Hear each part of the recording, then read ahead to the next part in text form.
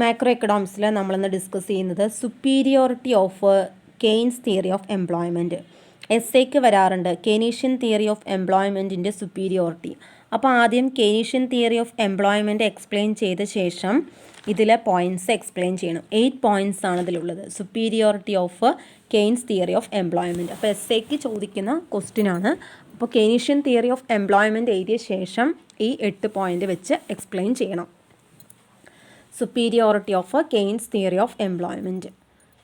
Keynes theory of employment is superior to the classical theory of employment. First one, general theory. Second one, macroeconomic approach. Third one, underemployment equilibrium. Fourth one, importance of investment. Fifth one, integration of monetary theory with the theory of value and output. Sixth point, business cycle.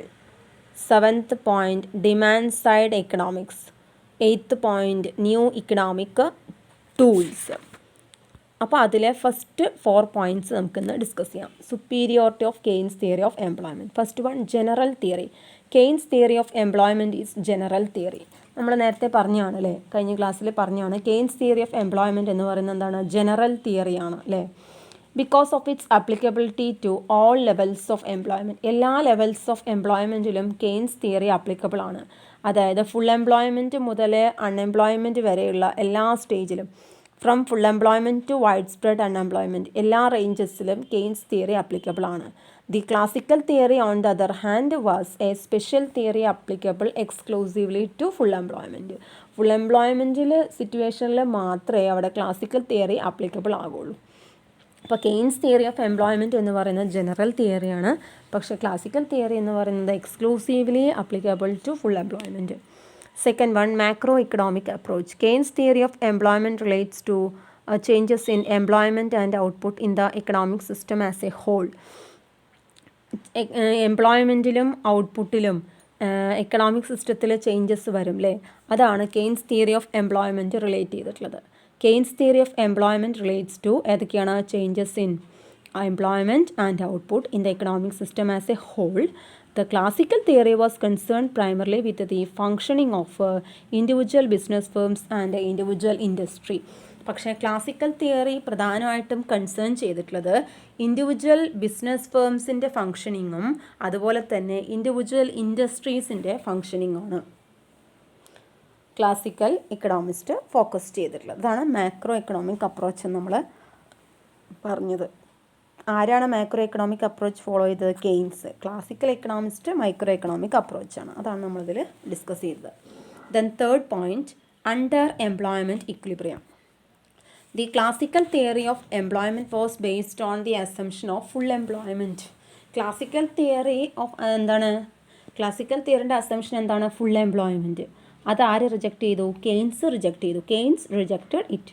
According to Keynes the normal condition of a capitalist economy is under employment equilibrium. Keynes പറയുന്നത് capitalist എക്കോണമിയിലെ normal situation എന്ന് പറയുന്നത് under employment equilibrium ആണെന്ന്. Classical theory is irrelevant to the actual world in which unemployment is one of the serious problems. Classical theory actual വേൾഡിൽ ഇറെലവൻ്റ് ആണ്. കാരണം unemployment എന്നുള്ളത് ഒരു സീരിയസ് പ്രോബ്ലമായി നിലനിൽക്കുമ്പോൾ ഈ ആക്ച്വൽ വേൾഡിൽ അത് അപ്ലിക്കബിൾ ആവില്ല, ഇറെലവൻ്റ് ആണ് ക്ലാസിക്കൽസിൻ്റെ തിയറി. നോർമൽ കണ്ടീഷൻ ക്യാപിറ്റലിസ്റ്റ് എക്കോണമിയിൽ അണ്ടർ എംപ്ലോയ്മെൻ്റ് ആണ് എന്നാണ് കെയ്ൻസ് പറയുന്നത്. അതാണ് തേർഡ് വൺ പറഞ്ഞ under employment equilibrium. Then fourth one, importance of investment. Classical theory emphasised the importance of saving to achieve economic growth. Economic growth achieve ചെയ്യാൻ സേവിങ്ങിനാണ് classical economist emphasise ചെയ്തത്. പക്ഷേ Keynes എന്ത് പറഞ്ഞു, കെയ്ൻസ് എന്ത് ചെയ്തു, Keynes shifted the emphasis from saving to investment. Keynes emphasis നൽകിയത് സേവിങ്ങിനല്ല, ഇൻവെസ്റ്റ്മെൻറ്റിനാണ്. In Keynesian theory, investment plays an important role in the determination of employment and economic growth. എംപ്ലോയ്മെൻറ്റും എക്കണോമിക് ഗ്രോത്തും ഡിറ്റർമിൻ ചെയ്യുന്നതിൽ സിഗ്നിഫിക്കൻറ്റ് റോള് ഇൻവെസ്റ്റ്മെൻറ്റിനാണ്, സേവിങ്ങിനല്ല എന്നാണ് കെയ്ൻസ് പറയുന്നത്. അപ്പോൾ ഇമ്പോർട്ടൻസ് ഓഫ് ഇൻവെസ്റ്റ്മെൻറ്റ് പറഞ്ഞത് ആരാണ്, കെയ്ൻസ്. അപ്പോൾ നമ്മളിന്ന് ഡിസ്കസ് ചെയ്തത് 4 പോയിൻറ്റ്സാണ്. ആദ്യത്തെ ഡിസ്കസ് ചെയ്തത് ഏതൊക്കെയായിരുന്നു, general theory. Second one, macro economic approach. Third one, under employment equilibrium. Fourth one, importance of investment. ബാക്കിയുള്ള 4 പോയിൻറ്റ്സ് അടുത്ത ക്ലാസ്സിൽ ഡിസ്കസ് ചെയ്യാം.